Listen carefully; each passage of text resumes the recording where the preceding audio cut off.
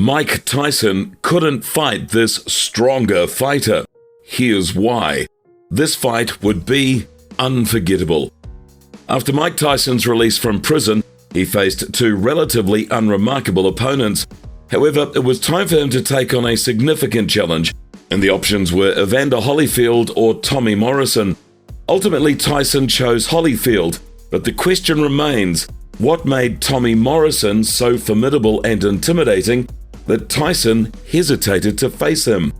Morrison possessed incredible strength that surpassed all expectations. His raw power was unexpected, leaving opponents awestruck. Tyson himself recognized Morrison's exceptional strength, a quality he never anticipated encountering. Jesse Shelby, with an amateur record of 119 wins and 16 losses, it seemed unlikely that Tommy Morrison would rise to become a household name, let alone a formidable and intimidating heavyweight. However, once he turned professional, Morrison experienced tremendous success in the ring. Out of his 28 opponents, he knocked out an impressive 24, often leaving them requiring a visit to the hospital after facing his destructive power and his devastating left hook. In his bout against Jesse Shelby, Morrison showcased his skills, putting on a show for the media and proving that he was the real deal.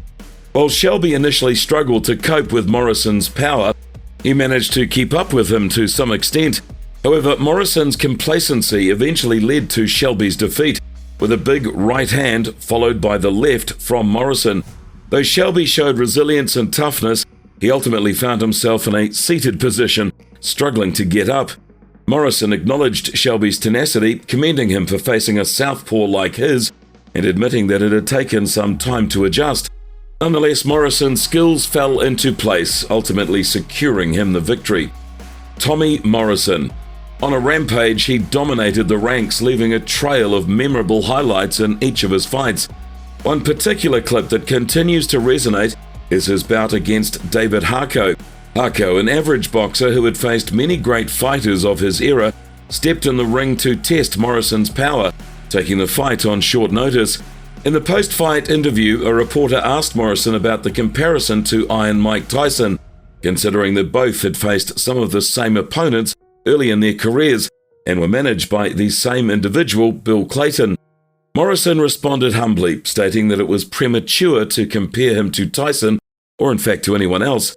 He acknowledged that he needed to improve and grow, emphasizing his focus on getting bigger, faster and stronger with each outing. Morrison versus Tillis.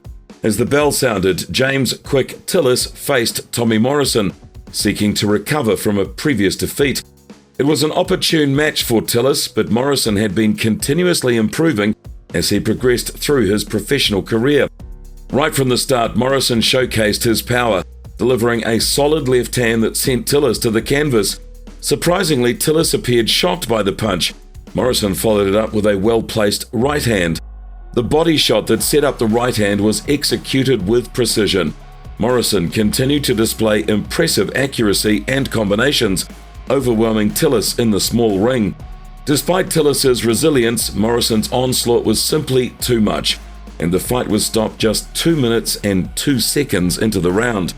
With this victory, Morrison took a significant step forward, establishing himself as one of the top contenders in the division. Moving forward, Morrison faced Pinklon Thomas, generating excitement among fans. While Thomas anticipated Morrison's signature left hook, Morrison swiftly unleashed it in the first round.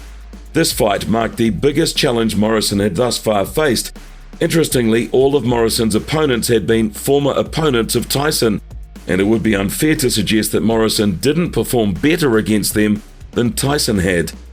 Morrison's dominance in the ring was evident. However, in a surprising turn of events, when Thomas returned to his corner, he declared that he had had enough, conceding defeat without further action.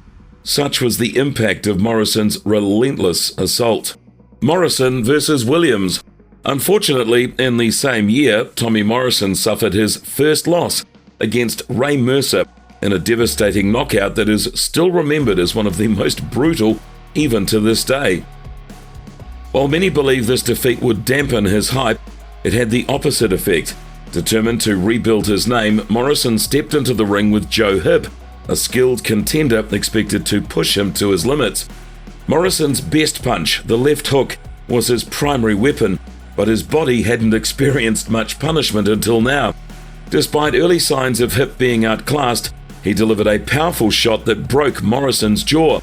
The fight turned into a fierce slugfest between the two fighters, lasting 2 intense minutes. Morrison, showing resilience and an improved right hand, landed a significant blow that hurt Hipp, ultimately resulting in his knockout. Morrison's next challenge came in the form of Carl "The Truth" Williams, another former opponent of Tyson's. Williams was no ordinary journeyman and proved to be a formidable opponent. Morrison's signature left hook was tested early on as he was dropped to the canvas. However, both fighters continued to exchange heavy blows throughout the rounds. Despite the tough test, Morrison showcased his power, with the transmission of power seemingly occurring from his chin to his left hand. His exceptional performance against Williams was nothing short of remarkable and highlighted his ability to come back strong with dramatic power punching. In his last significant fight before a decline in his career, Morrison faced Donovan "Razor" Ruddick. The fight was highly anticipated, with both fighters demonstrating their power. Though Morrison was dropped in the first round, it had little effect on the subsequent rounds, which were filled with explosive power shots from both men.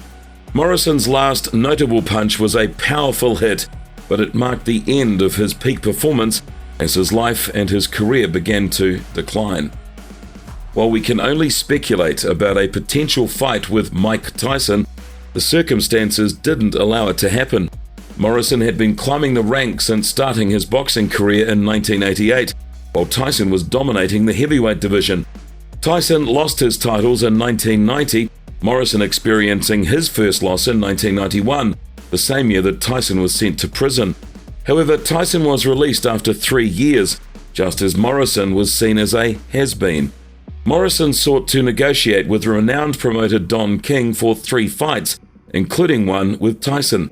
Sadly though, Morrison tested positive for HIV, resulting in his suspension from the sport. This not only ended his career but also marked the beginning of a big and sad decline in his life.